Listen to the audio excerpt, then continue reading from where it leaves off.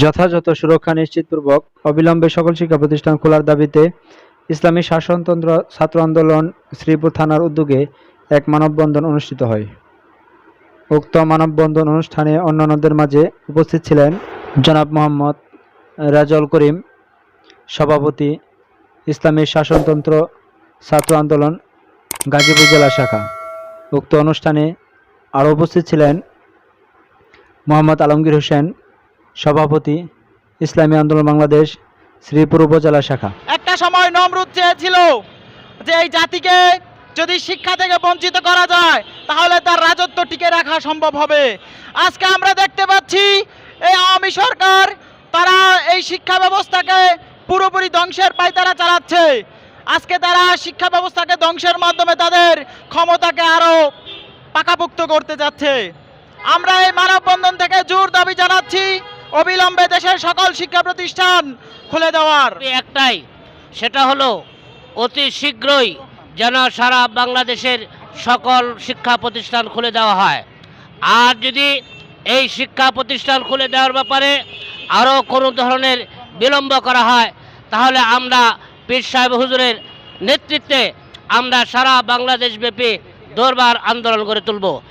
ইসলামী শাসনতন্ত্র ছাত্র আন্দোলন শ্রীপুর উপজেলা শাখা কর্তৃক আয়োজিত আজকের সারা বাংলাদেশে কেন্দ্রীয় কর্মসূচির অংশ হিসাবে সারা বাংলাদেশের উপজেলায় উপজেলায় মানববন্ধন কর্মসূচির অংশ হিসাবে আজকে আমরা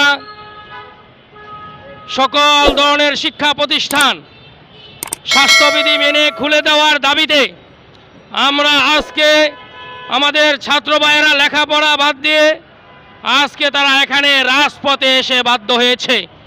আমাদের এক দফা এক দাবি, অনতি বিলম্বে স্বাস্থ্যবিধি মেনে যেভাবে গার্মেন্টস শিল্প কলকারখানা মার্কেট দোকানপাট ব্যবসা বাণিজ্য চাকরি বাকরি যেভাবে খুলে দেওয়া হয়েছে অনতি বিলম্বে সকল প্রকারের শিক্ষা প্রতিষ্ঠান খুলে দেওয়ার জোর দাবি জানাচ্ছি।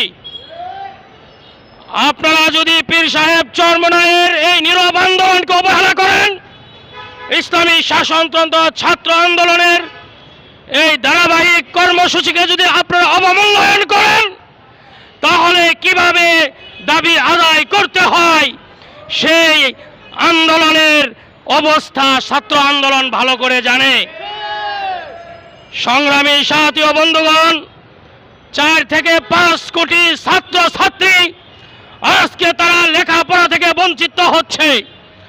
আজকে তারা লেখাপড়া থেকে বঞ্চিত হয়ে আজকে তারা অনলাইনে শিক্ষার মাধ্যমে আজকে ছাত্র লেখাপড়া করবে দূরের কথা, অনলাইনে আজকে গেমস বিভিন্ন অসামাজিক কাজের মাধ্যমে বিভিন্ন টিকটক বিভিন্ন অপসংস্কৃতির মাধ্যমে লেখাপড়ার পরিবর্তে আজকে আমার যুব সমাজ ছাত্র ছাত্রী তারা মাদকাসক্ত হচ্ছে। আজকে হাজার হাজার লক্ষ লক্ষ ছাত্র ছাত্রী তারা লেখাপড়া থেকে বঞ্চিত হচ্ছে। আজকে লক্ষ লক্ষ শিক্ষা প্রতিষ্ঠানের বেসরকারি শিক্ষকগণ তারা আজকে তাদের এই নিয়মতান্ত্রিক এই পেশা সবচেয়ে দামি পেশা এই শিক্ষা ব্যবস্থা থেকে আজকে তারা অর্থের অভাবে আজকে অনেক শিক্ষক শিক্ষিকা আজকে তারা খুব কষ্টে দিন যাপন করছে। এই জন্য আমরা সরকারকে বলতে চাই যে আপনি যদি এই 4 থেকে 5 কোটি ছাত্রদের দিকে যদি আপনি না তাকান, লক্ষ লক্ষ শিক্ষক কর্মচারীদের ভবিষ্যতের দিকে যদি আপনি না চান তাহলে এমন এক আন্দোলনের জোয়ার সৃষ্টি হবে যে আন্দোলনের জোয়ারে আপনি সরকার প্রধান টিকতে পারবেন না। ঠিক কিনা ভাই?